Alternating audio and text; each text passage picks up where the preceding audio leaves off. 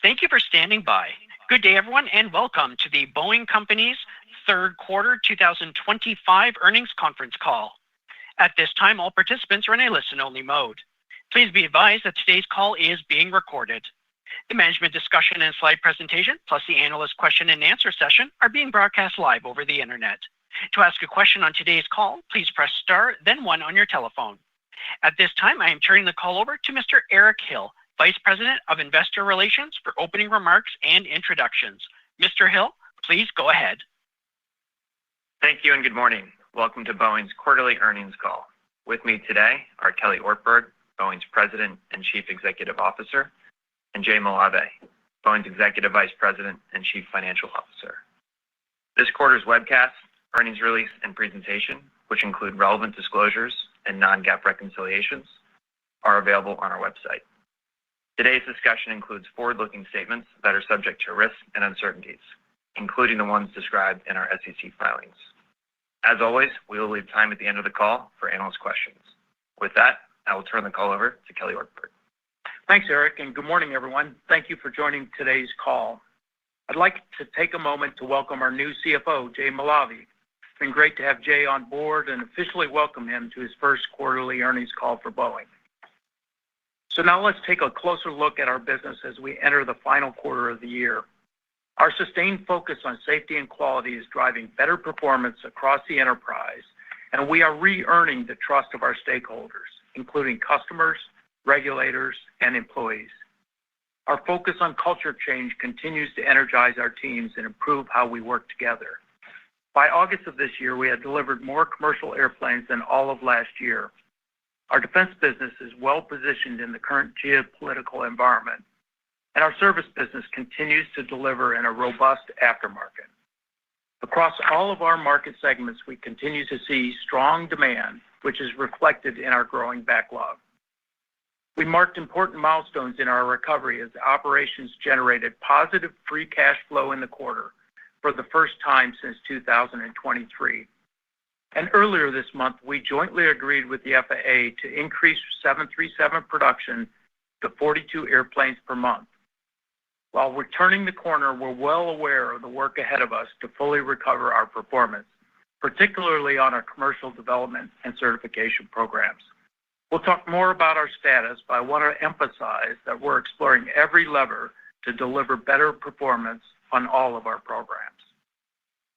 Now turning to the businesses, let me start with Boeing Commercial Airplanes. We're making meaningful progress in line with our safety and quality plan, and our investments here continue to improve the health of our factories. Notably, we've seen 75% reduction in traveled work on our 737 and a reduction of 60% across all airplane programs. Supported by greater stability, we successfully ramped up the 737 production to 38 airplanes per month as we had planned. We then focused on enablers such as improved quality, training, and workplace coaches to help stabilize at that rate and demonstrate that all of our key performance indicators are healthy. Once we were satisfied with the sustained health and stability of the production system, we then presented our discipline plan to the FAA to increase production to 42 airplanes a month. We continue to be guided by our safety and quality plan and will monitor our performance against these 6 KPIs as we methodically move to higher rates. As a reminder, we expect rate increases beyond 42 per month will go in increments of 5. And while rate increase breaks won't be earlier than 6 months apart, we will remain disciplined and we won't move to higher rates until we achieve stability and readiness. Also in the quarter, the FAA announced it will allow delegation to Boeing to issue airworthiness certificates for some 737 MAX and 787 airplanes. Our team continues to work under the oversight of the FAA in building safe, high-quality commercial airplanes that comply with all airworthiness certification requirements. And we appreciate the FAA's confidence in Boeing, and earning limited delegation authority is a responsibility we take very seriously. On the 787, the team is performing well, and the program continues to work towards demonstrating stability at rate 7.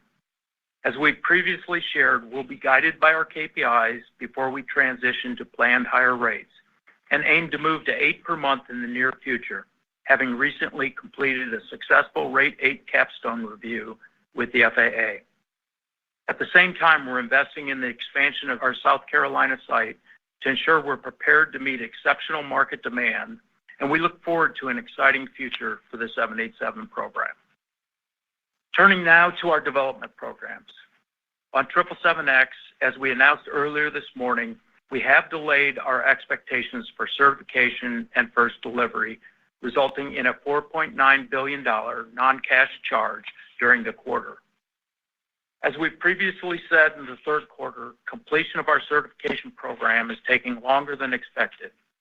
We have worked to understand the implications to our go-forward plan and now anticipate first delivery of the 777-9 will occur in 2027. Jay will provide further details on this in his prepared remarks. We've accumulated more than 4,000 flight hours, more than double a typical flight test program, and so far there are no major technical issues on the airplane or on the engine. In the quarter, we completed critical testing of the airplane's brakes, engines, takeoff performance, and aerodynamic performance. However, we still have a significant portion of the flight test certification program to go, and our team is executing plans to complete this certification as part of the schedule we shared today. The airplane and the engine are performing well, demand for the airplane remains strong, and we remain confident that the 777X will be the next flagship airplane for our global customers. This is obviously a disappointment, but we just need more time to complete the certification process. With this charge, we now have a higher confidence that we'll complete the certification within the financial estimate. Better news on the 737-7 and -10 programs. With more than 3,000 hours of lab testing and analysis, we now have a final set of design changes to permanently address the engine anti-ice issue. This effort remains on the critical path, and we're now following the lead of the FAA as we work to certify the suite of design updates. As we previously shared, we anticipate certification for the 737-7 and the -10 to happen in 2026. Looking now at our defense business, we continue our active management approach, and we're making progress to de-risk our development programs. We again demonstrated stability on our EACs in the quarter, and our BDS team is working hard every day to earn trust of our customers. We also continue to proactively engage with our customers and suppliers. In many cases, we've been able to revise contract baselines to lower execution risk and create win-win outcomes for the customer and for Boeing. We still have work to get these programs through the development phase, and as I've said before, you're never done until you're done, but we clearly are making progress. In the quarter, BDS had several notable milestones, including delivery of the 100th KC-46 tanker across our combined U.S. Air Force and global customer base. We're proud our platform continues to provide unique value and capability to our customers. We also secured key contract awards in the quarter. The U.S. Space Force awarded Boeing a $2.8 billion contract for the Evolved Strategic SATCOM program, solidifying our position as a leader in the national security space. More recently, we signed multi-year contracts valued at $2.7 billion to produce additional PAC-3 seekers, leveraging the advanced investments we've made to ramp up quickly and meet the demand. In St. Louis, we are executing our contingency plan as our IAM represented workforce remains on strike. While of course we prefer not to be in this position, the team continues to work in support of our customers. We are building JDAMs without IAM workforce at about the same production rate as before the work stoppage, and the team is progressing on our MQ-25 and T-7A development programs. We'll continue to manage through this with focus on supporting our customers. Now moving on to global services. BGS had another strong quarter delivering exceptional performance for our company as they support our defense and commercial customers. The U.S. Navy awarded Boeing contracts totaling more than $400 million for the repair of the F-18 landing gear and outer wing panels. We're still on track to close the sale of Jeppesen and the other portions of our digital business later in this quarter. At the same time, BGS team continues to secure deals for the digital capabilities that will retain related to fleet maintenance, operations, and repair. A good example, we recently announced an agreement with EVA Air that includes digital diagnostic tools and advanced analytics to improve efficiency and maintenance operations. Now, lastly, I'll share another update on our company's culture change. This remains a topic of interest in conversations with many of our stakeholders. I'm pleased with how the employees have embraced culture change. You'll recall that we used feedback and direct employee input to help shape our new values and behaviors earlier this year. Since then, as I've traveled around the company, I'm excited to see how many teams are using the values and behaviors to affect change in their daily work. For example, I have come across production teams that are using their daily tier meetings to call out which values and behaviors help them work better with each other. And during my recent visits in Miami and some of our global sites, teams told me how championing our values around safety and quality is strengthening our relationships with our customers. I'm confident that with our new values, behaviors, and the processes we're putting in place with performance management, leadership development, and new training opportunities, we'll continue to see positive culture change. Before we close out the year, we're also going to do another Voice of Employee survey like we did back in February. We'll get a feel for how we're doing on the culture change and get feedback on the areas that are working and where we still need to improve. All this work is going to take time to really take hold, and while I don't expect overnight improvement, we'll continue to listen to our people and use the values and behaviors. Now, before I finish my prepared remarks, I'd like to say thank you to our employees for their dedication to safety and quality and enabling another quarter of improved performance. While we're all disappointed with the 777X delays, it shouldn't overshadow the progress we're making. Our customers are giving us great feedback on the quality and delivery performance. We're increasing production rates. We turned cash positive in the quarter, and we're winning in the market. We're well positioned to build on the momentum, delivering on our more than $600 billion backlog, and restore Boeing to the company we all know it can be. Now, let me hand it over to Jay to further discuss our operating results. Jay? Thanks, Kelly, and good morning, everyone. Let me start by saying that it has been an honor to join Boeing at such an important time in the company's history. And I'd like to thank the team here for the warm welcome these last few months. Throughout my career, I've always been impressed with Boeing's people, products and services, and iconic legacy. I'm very excited to partner with Kelly in support of our continued recovery and delivering for our global customers and stakeholders.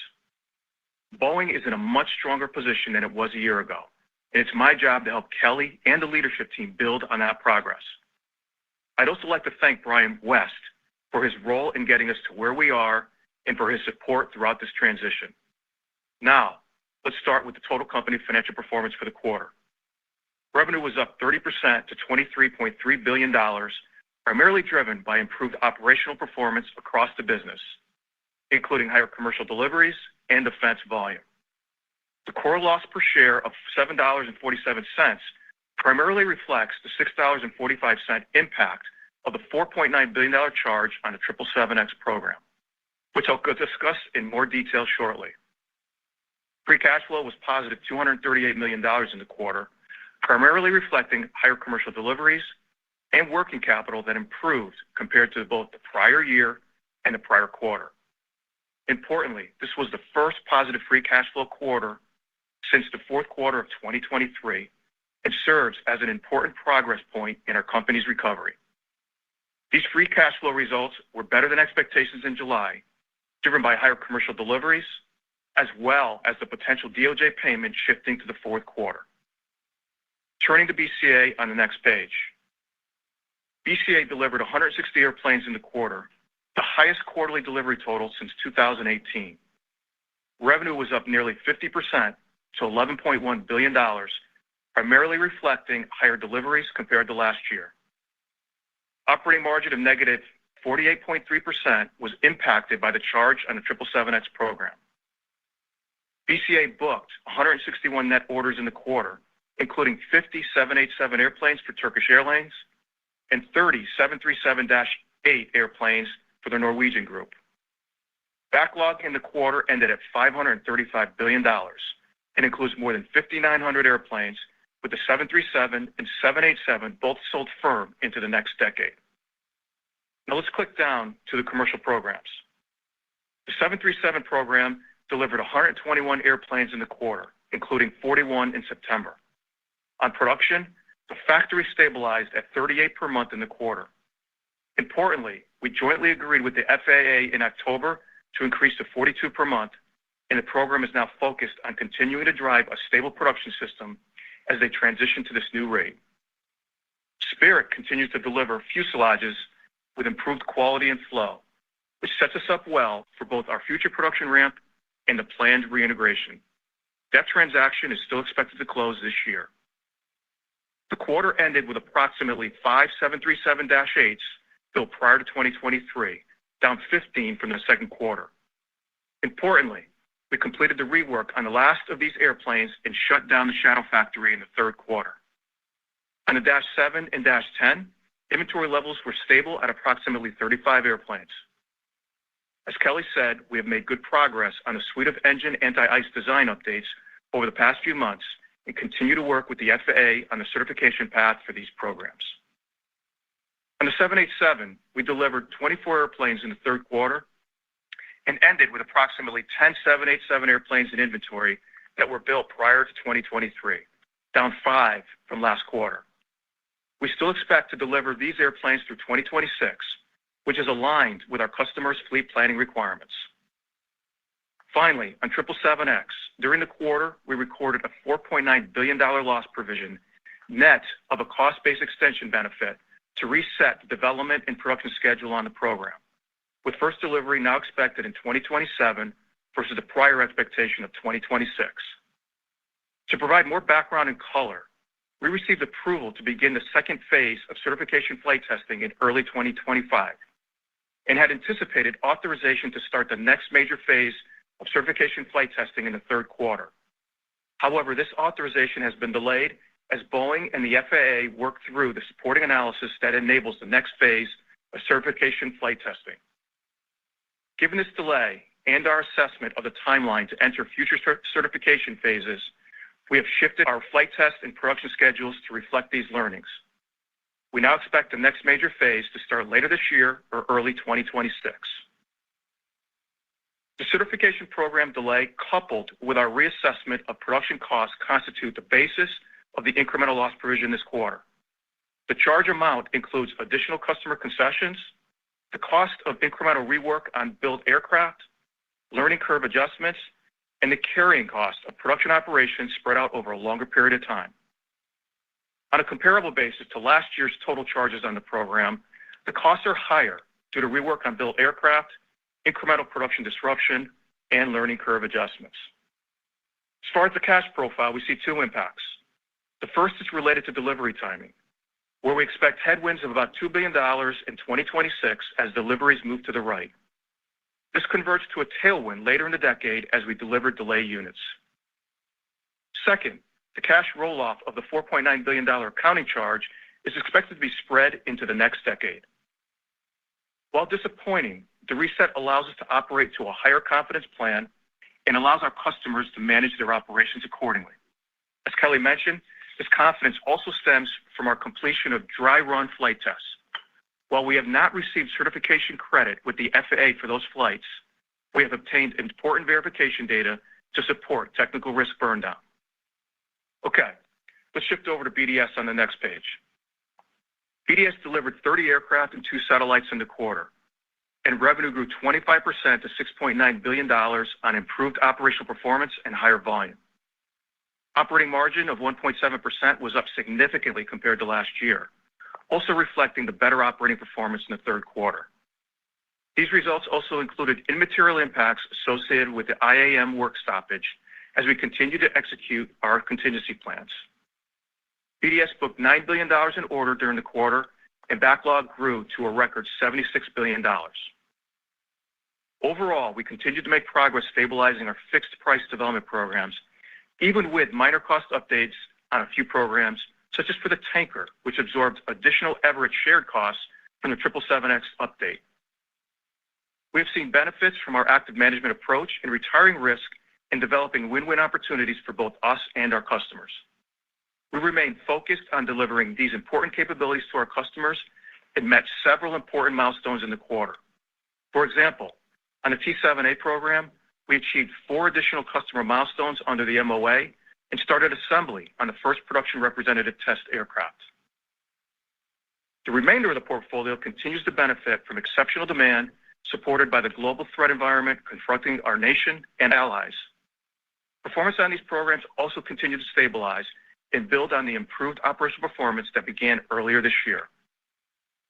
Overall, the defense portfolio is well positioned for the future, as evidenced by our record backlog, and we still expect the business to return to historical performance levels as we continue to drive execution and transition to new contracts with tighter underwriting standards. Moving to global services on the next page.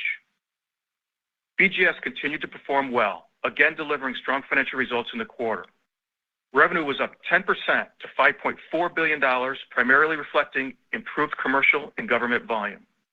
Operating margin was 17.5% in the quarter, up 50 basis points compared to last year on favorable commercial volume and mix.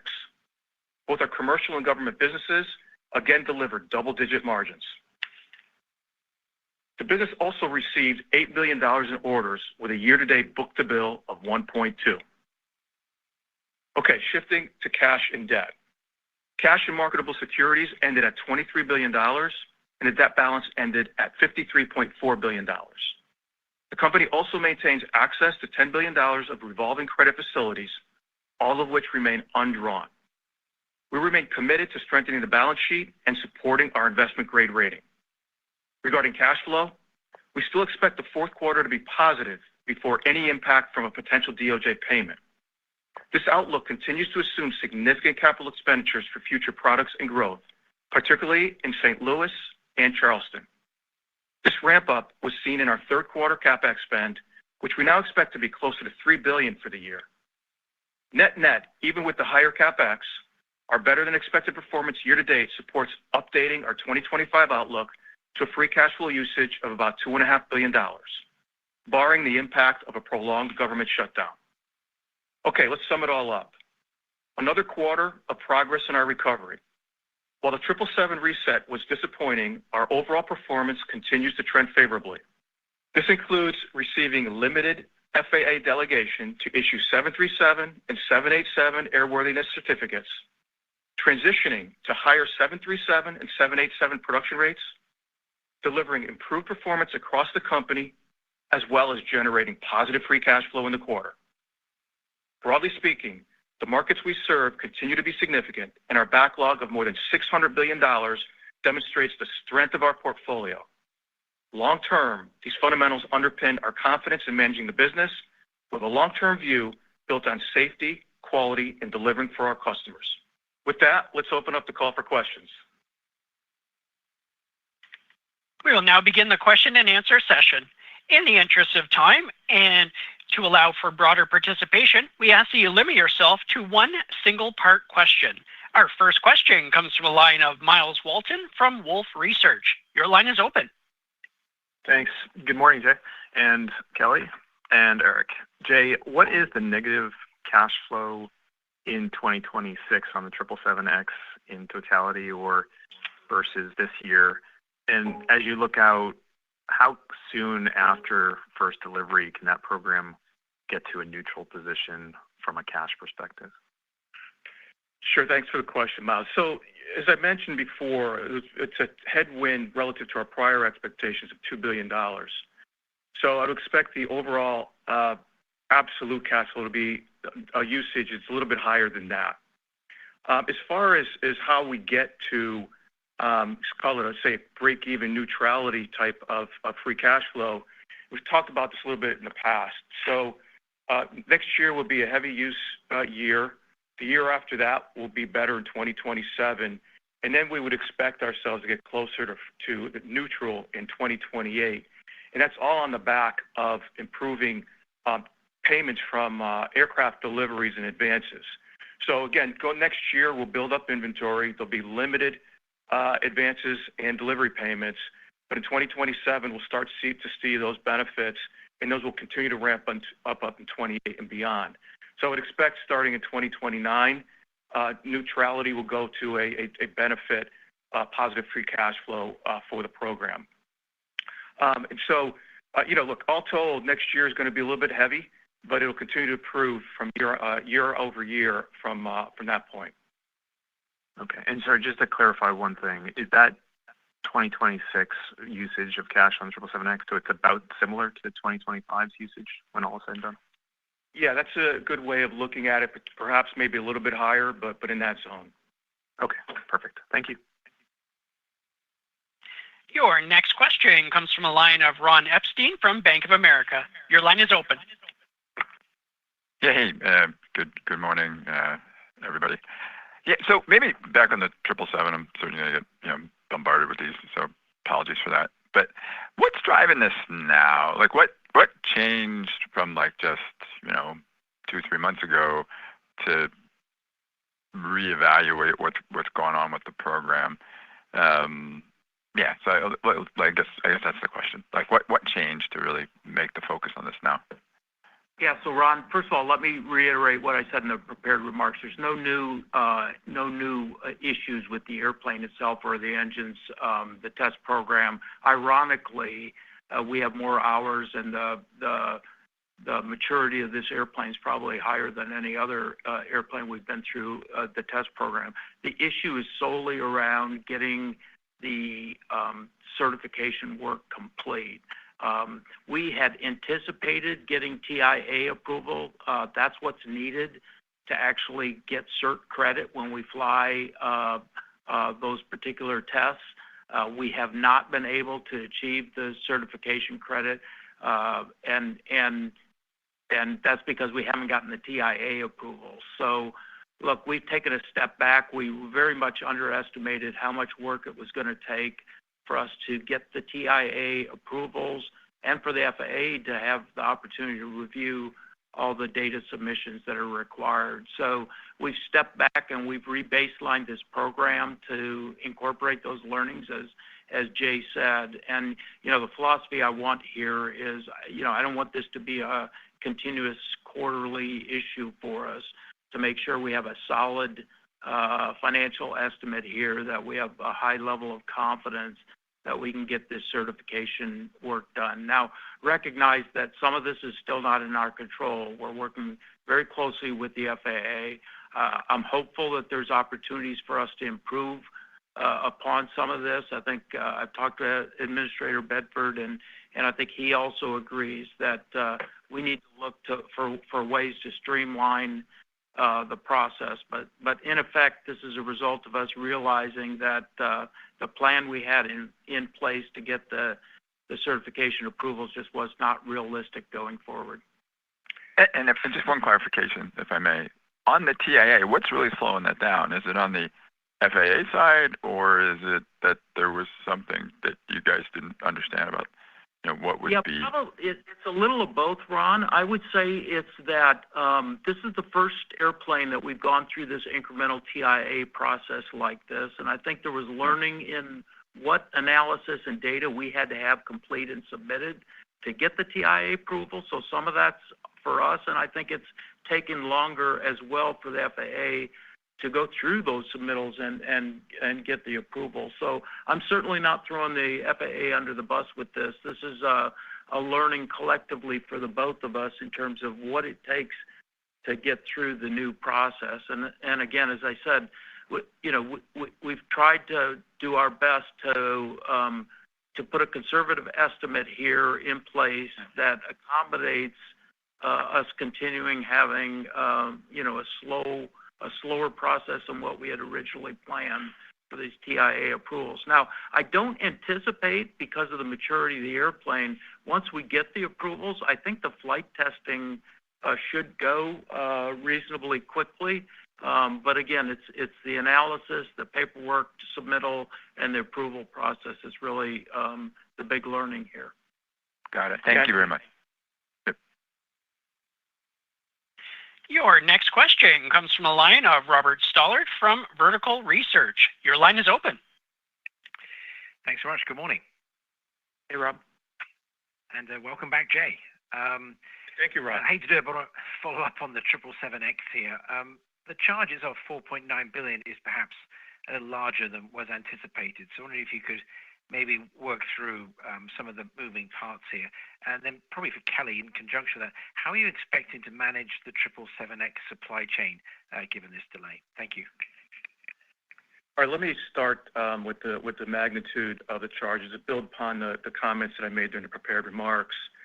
You know, with the delay in the certification, we had to revise our production plans on the program with a focus on mitigating additional pre-certification airplane builds and provisioning for a higher confidence long-term production plan. That's the primary driver of the charge. And when you kind of break that down, the scheduled delay simply had a broad impact through the elements of the production system. The longer period of performance or holding period, however you want to describe it, combined with the slower ramp rate, it adds substantial carrying costs to the program. It also affected the learning curve with the slower ramp, and even the aircraft that are going to be reworked are also going to be held for a longer period of time, adding cost to them. So, you know, as we mentioned, we have a higher confidence plan from a schedule and cost perspective on here so that, you know, we've got ourselves protected. You know, if we compare this to other charges, particularly those that we had last year, as I mentioned during my prepared remarks, we are carrying higher provisions for the built aircraft requiring rework, the production disruption, and the learning curve, all of which are simply better informed by current experience. So, you know, as you would expect, the team is just not going to sit here and take this lightly and hasn't taken it lightly. They are focused. We are all focused on doing everything we can to improve the long-term productivity on this program, while also working to mitigate the total delay impact to our customers the best we can. But this baseline puts us in that position to be able to not only beat it, but potentially beat it. Yeah, and Rob, let me just talk a little bit about the supply chain. I think the answer is, you know, we just have to flow the new revised schedule out to our suppliers, and then we're going to have to negotiate on a case-by-case basis the impact that has to the various suppliers. And depending on the commodity, the impact might be significant or might be fairly insignificant. So we're going to have to work through that. I'll just say that the revised estimate and the charge here contemplated the impact to the supply chain as well. Okay, that's great. Thank you very much. Your next question comes from a line of Noah Poponak from Goldman Sachs. Your line is open. Hey, good morning. Kelly, Jay, could you speak a little bit more about the 737 ramp from here? And I guess, do the remaining months of this year have 42 production units, or is there some spacing before we actually see that for any reason?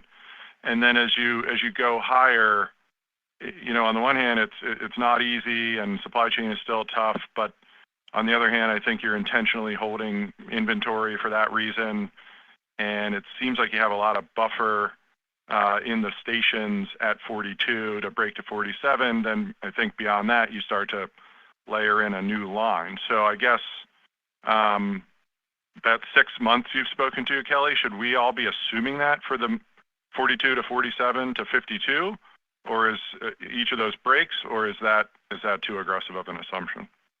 Okay, so let me start with the first part of the question, which is just when do we get to 42 here for the balance of the year?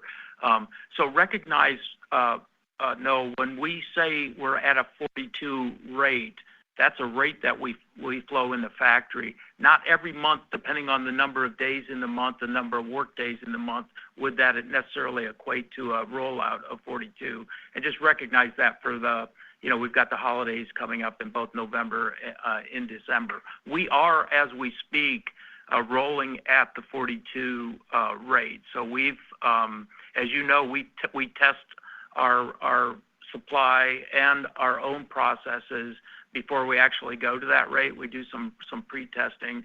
So we've gone ahead and we're loading now at the 42 rate. So I'm planning that we will exit the year very soundly at the 42 a month rate. So that's our plan, and I think we're in good shape to do that.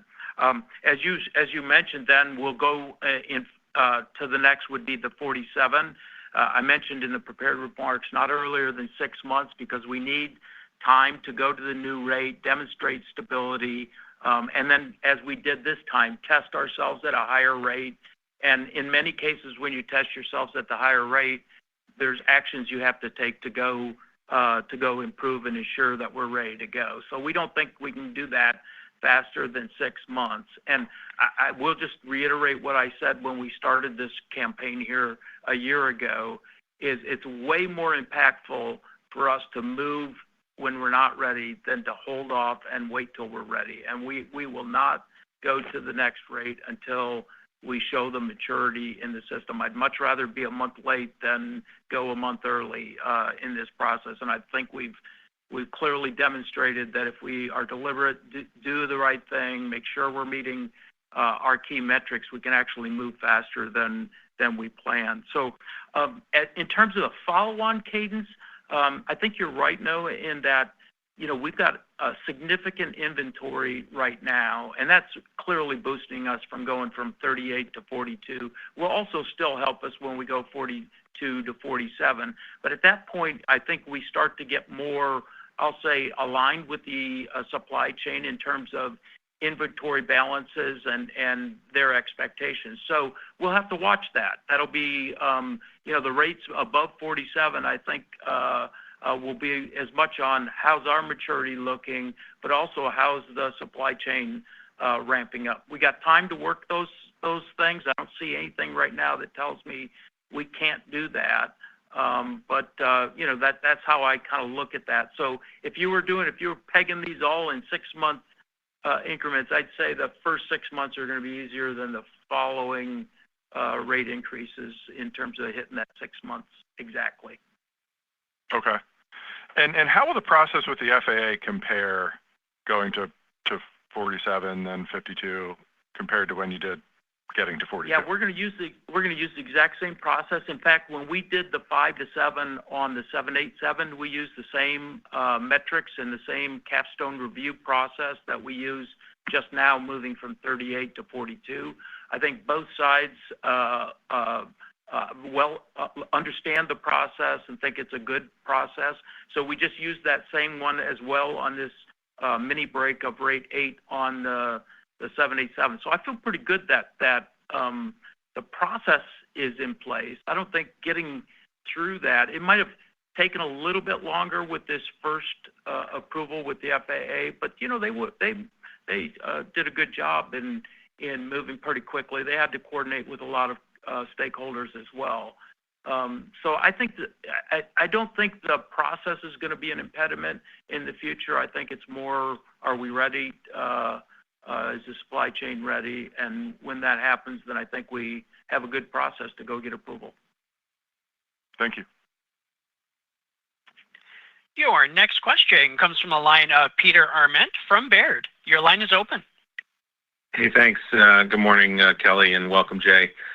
Hey, Kelly, maybe could you talk a little bit more about the what's left for certification on the Dash 7 and 10? It sounds like you've got a lot of confidence around it, but what are the milestones or the way we should be thinking about what's left here, just given the enormous amount of testing hours and things that you've done here? Thanks.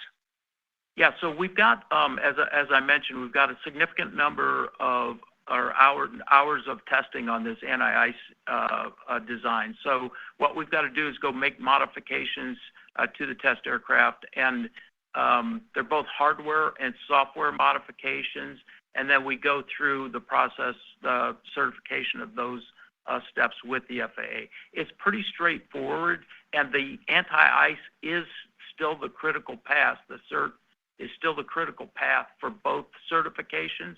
Now, if you take the engine anti-ice out of it, there is still work to be done to complete the certification, probably a little more work on the Dash 10 than the Dash 7, but not near the magnitude of what we're experiencing with the 777X program. So we think it's pretty straightforward to get through this the certification of the design. We've got a lot of test data, a lot of analysis that'll help us move quickly through that. And as what I said, we're still planning on getting that done here in 26.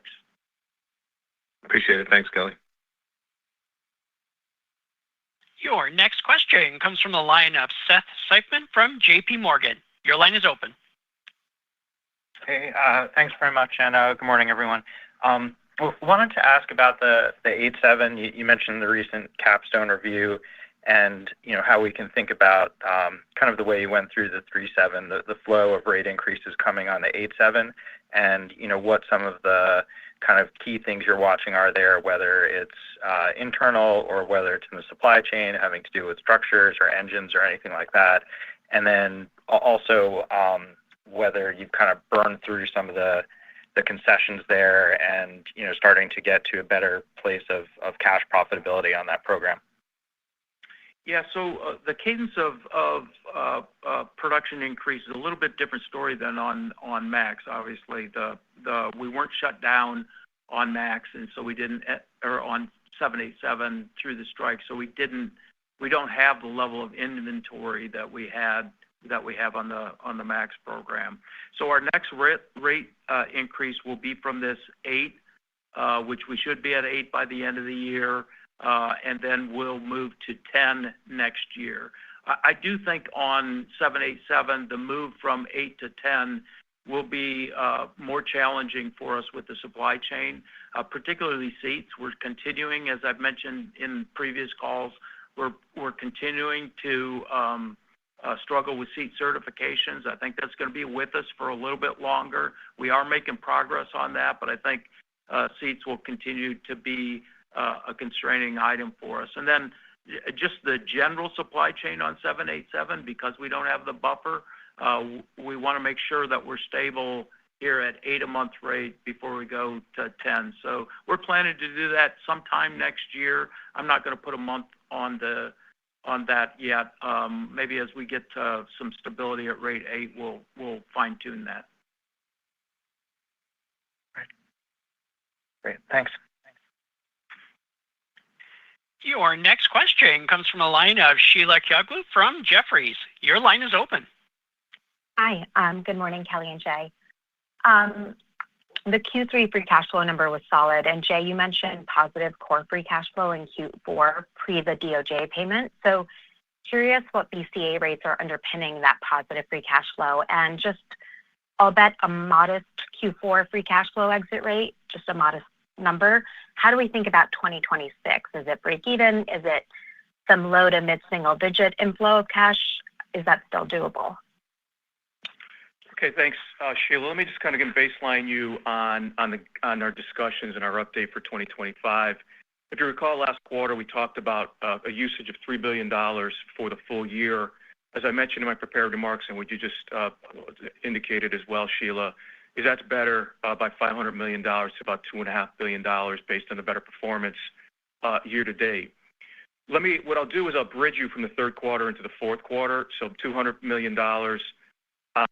When you go from that number, we expect a nice inflow based on seasonality, particularly at BDS with the tanker award. And so we would expect an uptick there about in excess of $1 billion from BDS. Partially offsetting that is BCA volumes. Right now, we're holding anywhere to slightly down from the third quarter in terms of deliveries to maybe flat. But more importantly, in there, even if we're flat, we will see lower receipts because we've got a kind of just a mixed headwind where we're expecting lower 777 deliveries in the fourth quarter. So that'll be somewhat of a headwind. The next is interest expense or interest payments. Again, we have a seasonality aspect to it. So the payments in the fourth quarter will be more similar to what we saw in the second quarter. So it's about $900 million plus in the fourth quarter, and that's a step up in outflow of about $600 million. And then finally, we've got the DOJ payment. We've talked about that in the past, which is about $700. So when you reconcile all those items before the potential DOJ payment, you're in a range of positive $500 million. With the payment, that would swing us into negative net. But again, operationally, we'll see better performance in the fourth quarter relative to the third and a pretty good exit rate as we think about next year. As I think about next year, look, it's encouraging what we've seen so far. The performance has improved throughout the year. We see that particularly in the free cash flow on an operating basis. But it's early for me to really make a strong kind of call on that right now. I'm still going through the planning process. There's a lot more that I need to get into in terms of the puts and takes on the full year basis for next year, and I'll give you just a lot more color on that in January. But as I mentioned, things are trending favorably, and we're bullish on our outlook. Great. Thank you. Your next question comes from a line of Scott Deuschle from Deutsche Bank. Your line is open. Hey, good morning. Yeah, just to follow up on that last question, Jay, I was wondering if you could share your perspective on this $10 billion free cash flow target that the company's had out there for a while. And just more specifically, is that a target that you're willing to endorse? And if so, do you think the business is on a trajectory to achieve it in the next handful of years? Great. Thanks, Scott, for the question. Just maybe taking a step back in the 2.5 months that I've been here, overall, as I mentioned in the prior question, we've made great progress this year. We still have plenty of runway to go as we stabilize the business and complete the development programs. Right now, my observation is the foundation is in place, and that will lead to steady and gradual improvement over the upcoming years. And I expect the financials to flow. Again, just like for next year, it's really a little early for me to comment on a specific long-term framework, but I'm confident in the underlying cash generation capability for us to return to historical levels that you've seen before. We've got a great backlog, and operational excellence will be the key to unlocking our cash flow potential. Over the coming months, I plan on assessing our operating plans and the cash flow drivers to develop a framework, and I look forward to presenting that to you at the appropriate time, but it's just a little early for me to do that right now. Thank you. Your next question comes from a line of Kristine Liwag from Morgan Stanley. Your line is open. Hey, good morning, everyone. Hi, Kelly, and hello again, Jay. Kelly, you mentioned that the Jeppesen deal is closing next quarter. You also received approval from the EU for the Spirit deal 2 weeks ago. Taking a step back, can you share your thoughts on how you think about the Boeing portfolio today, your priorities for M&A, and also any color on the effect of these two items in free cash flow next year? Well, look, I think the two items here that we've got imminently in front of us are our focus from an M&A perspective here right now. Getting through the Jeppesen close, we're pretty close on that. I think that's likely going to close a little bit before the Spirit transaction. And as you said, we've got EU approval on Spirit, but we're still waiting for the U.S. Approval with Spirit. We don't see any showstoppers here, but we expect to get that done. And then, we're on to the integration phase. We have to de-integrate the Jeppesen business from our digital business. We've got great plans to do that. And then the reintegration of our Spirit business, and that'll be come over the next couple months after we get into the close. So, look, that's our focus right now. I don't have any other areas to point you to in terms of M&A for us right now. Great, thank you. Your next question comes from a line of Doug Harned from Bernstein. Your line is open. Good morning. Thank you. Kelly, at the beginning, you talked a little bit about investment in Charleston. And on the 787, though, our understanding had been that you can really go from 7 to 10 a month in Charleston without that much material CapEx adds. But going to 12 and 14 will require more and an expansion of the facility. So, when you're looking at Charleston right now, what needs to be done to go to 12 to 14 a month? And then the investment you're discussing today, is that related to the 10 a month, or are you already making steps toward going to those higher rates? Yeah, we're already making steps for the higher rates. You're right. We could probably, if we thought capping at 10 was as far as we go, we would not be investing in expanding Charleston. So we're going to have a formal groundbreaking, but essentially what you're going to see if you've been to Charleston, we're going to double the footprint, the manufacturing footprint. Now, we don't need double, but it also gives us a lot more flexibility for some storage space as well. So a major expansion of the Charleston facility, and it's all around getting to rates higher than 10. We think that the market demand will allow us to get to rates in the teens, and that's what we're focused on, putting the capital in place, getting the facilities in place. Obviously, if the facilities come online, they'll help us at rate 10, but we don't need that.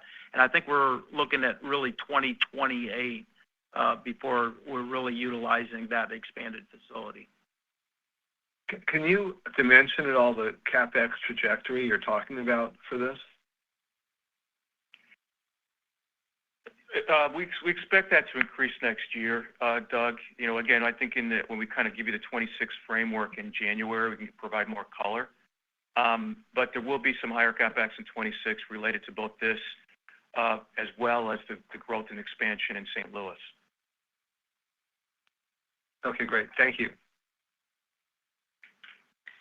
Your next question comes from a line of Gautam Khanna from TD Cowen. Your line is open.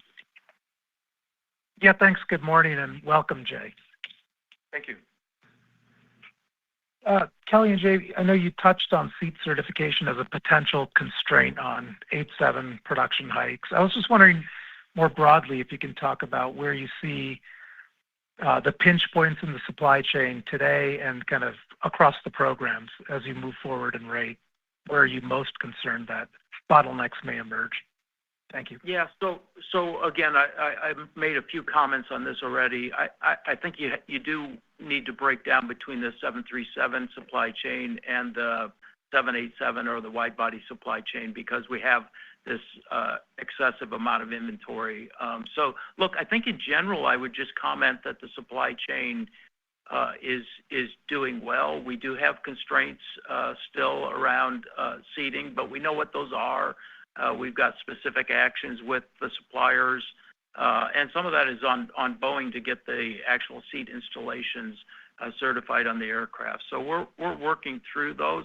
There's nothing else I would highlight. I mean, we have to watch the continued demand on the engines in both the forward fit and the aftermarket and the durability upgrades that are going on in the market. So that'll be an area that we'll continue to work with GE and CFM on, but there's nothing I would particularly focus on. But this really is one of these things where that could change tomorrow. We have to keep tabs on all of our supply chain. We need all the parts, but I think in general we're doing well. I think people also are gaining confidence in our ability to meet our production output. So the fear of people discounting our production in the supply chain, I think, is diminishing going forward as well. Thank you. Rob, time for one more question here. Certainly. Your final question comes from a line of Scott Mikus from Melius Research. Your line is open. Morning, Kelly and Jay. Morning. Jay, you've been at the company for 2.5 months now. I'm just curious, what are your early observations? What are your priorities?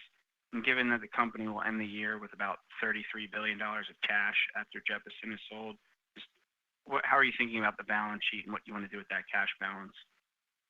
Yeah, let me then, Scott, kind of work maybe backwards here. On the cash balance sheet, I think with the completion of both transactions, we expect the cash balance to be closer to probably in that 28 range, so high 20s, not as high as 33. As far as observations, look, I've come in here. There's been a lot of enthusiasm. As I mentioned in my prepared remarks, the team has embraced me with open arms. It's made my transition as seamless as it can be. There's a fair amount that I need to get up to speed on in the company, and again, everyone is helping me do that. As far as some of the culture changes that we've seen, as Kelly mentioned, I see a lot of enthusiasm. I see a lot of excitement about the recovery that the company's embarked on. People are committed, they're dedicated, and they want to be part of the improvement. So it's easy to walk in, at least easier for someone like me to walk in cold to an environment like this where everyone is really operating and working on the same direction. Overall, in terms of what I need to focus on and my priorities in the short term, it's really getting up to speed and so I can put myself in a position to be a valued contributor. It's maintaining the focus on fully restoring the health of our balance sheet. It's enabling and driving the planned improvements of our recovery and ensuring that they are sustainable. And finally, it's keeping an eye on the future while maintaining the focus on the short-term and medium-term recovery.